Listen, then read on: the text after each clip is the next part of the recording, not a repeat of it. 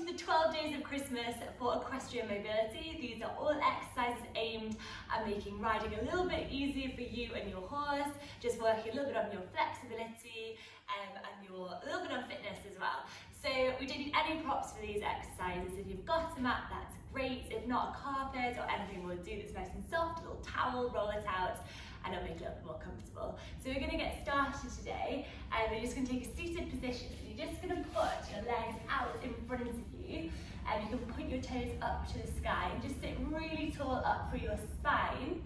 And we're just going to take a big inhale. And when you inhale, you're going to lengthen up as tall as possible, keeping your seat bones equally grounded onto the floor.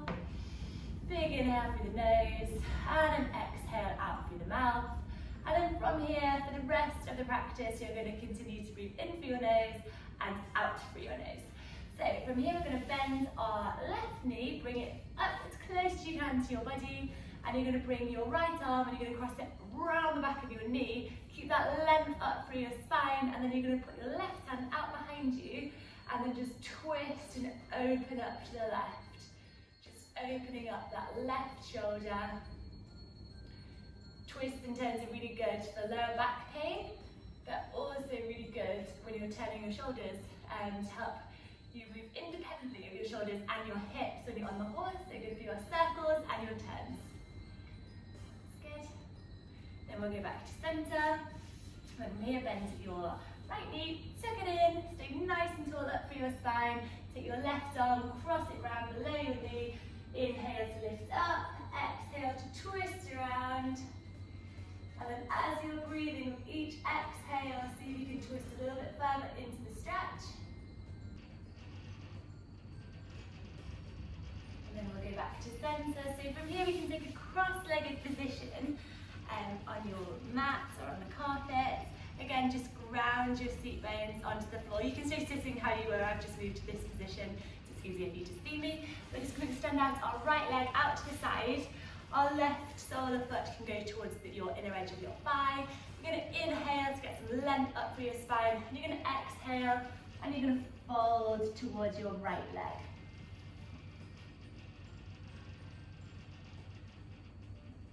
Just relax into it. Feel that stretch down your hamstrings. It's really good for getting a nice long leg, low heel when you're in the saddle.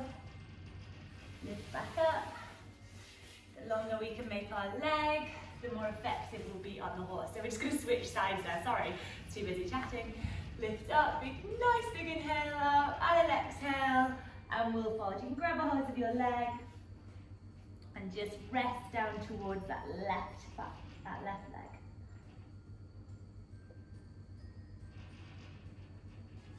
Inhale to come back up, and then we're just going to widen our legs as wide as what's comfortable for you. So don't worry if they're not too wide at all. I'm just going to make sure your seat bones stay grounded, your spine stays nice and tall and long, and then all you're going to do is walk your fingertips out in front of you with your fingers facing forward, keeping your spine nice and straight. When you get to your end point of how far you can go, which might be a lot lower than me, and when you get to that point, you can then start to soften your shoulders towards the ground and then relax into it. You want your toes pointing up to the sky and your fingers nice and flat.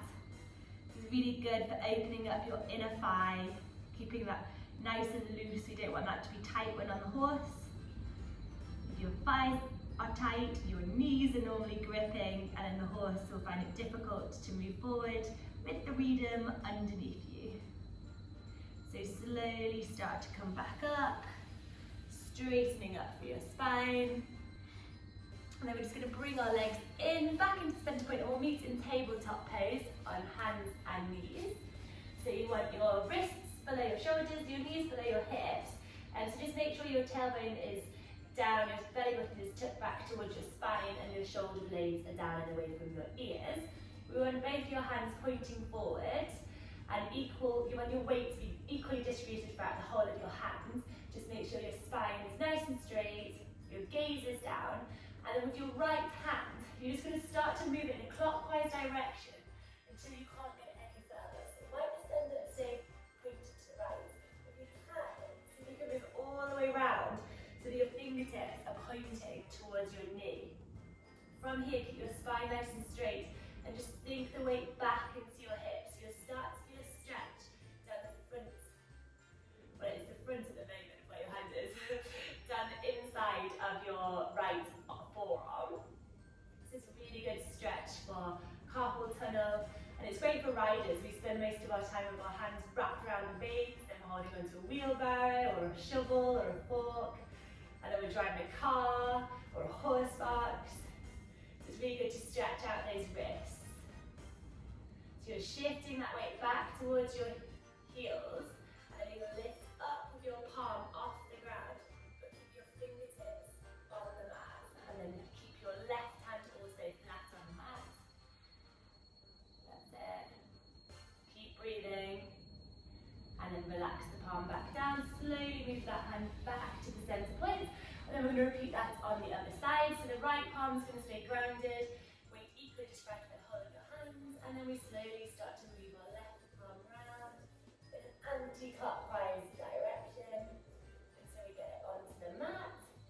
And then start to sink your weight back towards your heels. And then lift up with the palm. Keep inhaling and exhaling. Feel that stretch down the front of your arm.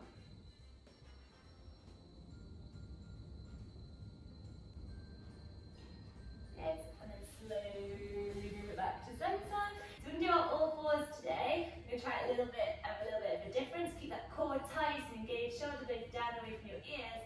And you're going to try and lift up with your left hand and your left leg. So we're just going to balance, wrap that left hip down, keep that core strong, tight and engaged.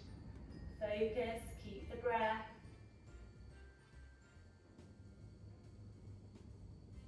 Really good, just keep holding. And then relax down, and then we're going to repeat that on the other side. Lift up with the right arm and the right leg this time. Keep that right hip wrapped down. Keep the core strong. Suck that belly button back towards your spine. And relax back down. Then we're going to walk the palms forward, slightly past your shoulders. Tuck your toes underneath, lift your hips up and back into your first downward facing dog. We're just using this downward facing dog to transition. So walking your feet forwards to the top of the mat, and then you're just going to put your right hand on your left elbow, your left hand on your right elbow, soften at the knee, and just sway backwards and forwards. Relax the head, let the head be heavy, and then slowly start to rise up, standing nice and tall, palms facing forward. You're then going to lift up with your left leg, place it on the inner edge of your right thigh, and slowly start to rise your arms up overhead. Really press open that left knee. This should start to becoming feeling a little bit easier than day one. Now we're on day 7. And then we relax back down. And then we go back into our downward facing dog. Lift those hips up and back. Bend the knees, straighten the legs. And then lift up your right leg, bend the knee. Look forward past your palms and place your right foot behind your left arm.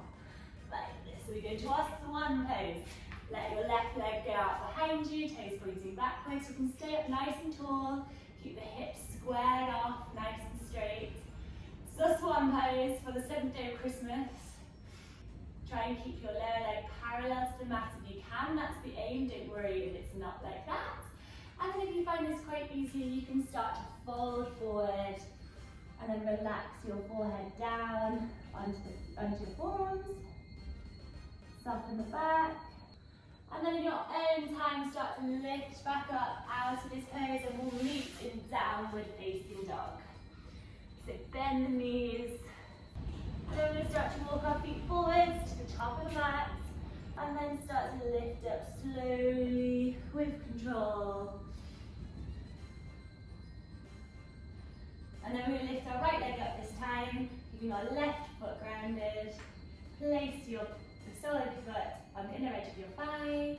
Open up that right knee, and then lift your palms up and overhead. Stay strong through your core. And then we relax back down. And we go back into our downward facing dog, palms are in front of our shoulders. And then we're going to lift up with our left leg this time, bend at the knee, open up the hip, really press it up as high as you can. Look forward past your palms and step your left foot behind your right palm. And then we let our leg drop back, our right leg, back out behind us into our swan pose.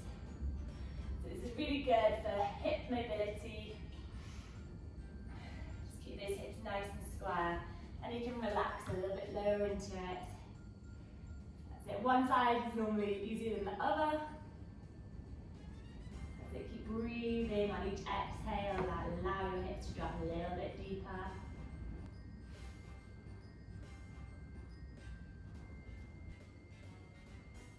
And then we slowly start to come up and back out of this pose. We can take a little seat with our legs out in front of us, the soles of our feet together, our feet slightly further apart, further away from our body than normal. And then we're just going to fold forward into our turtle pose. That's it. Nice passive forward fold. Just opening up those hips, those thighs, those knees. So we're not gripping unnecessarily on the horse. And then we're just going to lift up slowly and we're going to go onto our backs. That's it. So slowly using core strength, lower down onto the mat. Just find a nice comfortable spot for you. That's it. Core is going to be engaged. Set your belly button back towards your spine. You don't want a gap between your back and the mat. Do a little check and then you're going to stack your left knee above your left hip. Your right knee above your right hip, lower leg parallel to the ground, arms out to the side in a T shape. We are doing our 5th day of Christmas, which is our 45-degree angle to the left and to the right. So on the inhale, and then on the exhale, we lower to the left, and we inhale back to center. Exhale to the right, inhale back to center. Slowly work through these with control, using a little bit of core strength here. One more each side.